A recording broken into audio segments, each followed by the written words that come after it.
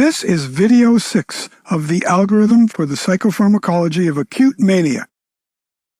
We are midway through the part of the algorithm that discusses acute treatment of classic mania, and we discussed the initial treatment choices in the last video. So in this video, we discuss what to do after unsatisfactory response to the first recommended treatment, which is lithium. So we think the add-on should be with a second-generation antipsychotic. This addition could be done quickly, though giving the first medication more time and using benzodiazepines for sedation is recommended, as we discussed in detail in the video on treating mixed mania. Anyway, as noted though, quetiapine comes closest to lithium as a full mood stabilizer that works for mania and depression. The doses are 500 to 600 for mania. It's an FDA-approved add-on to lithium, both acutely and for maintenance. It's gotten an FDA approval, so it's the odds-on best evidence add-on to your lithium. Now you may wonder, what about adding valproate? The evidence that valproate is effective in bipolar mania is weaker than many assume and has been previously assumed, and it's been overused, we think, in part due to very effective marketing by the drug company, starting in 1994 when they did their first quite positive study.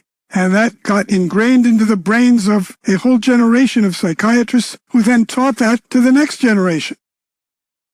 But there was a game-changing balance study, among other studies, that evaluated the long-term effect of adding lithium to valproate. And there was very little, no clinically significant additional benefit from adding valproate to lithium over a 2-year period in the balance study. And that's why we do not recommend adding valproate as your second drug to your lithium for acute classic mania. So what if you have added the quetiapine or other anti-manic agent, and you still have an unsatisfactory response? What's the third-line treatment for acute classic mania?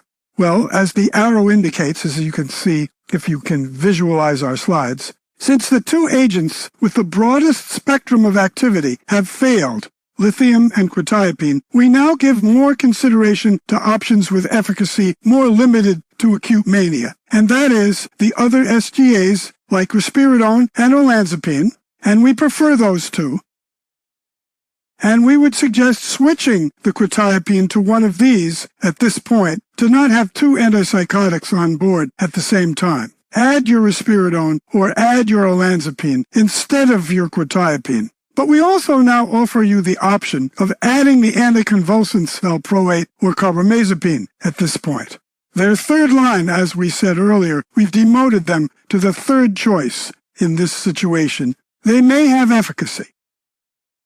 And you could even add valproate here, as I said, and if you do, the plasma level suggested is 50 to 125, though no studies have found that level to actually be the therapeutic level for mania. Now, if you do add it to quetiapine, watch for the risk of adding weight gain and triglyceride elevation, as in particular been noted, which causes insulin resistance. So in conclusion now, the key points of video 6. We recommend adding a second medication to your initial lithium for the management of acute classic mania, and we would choose an SGA, and the SGA we would choose would be quetiapine first, and then two others with strong acute effectiveness that could be tried are risperidone and olanzapine. We don't recommend olanzapine due to its side effects. We prefer risperidone over it.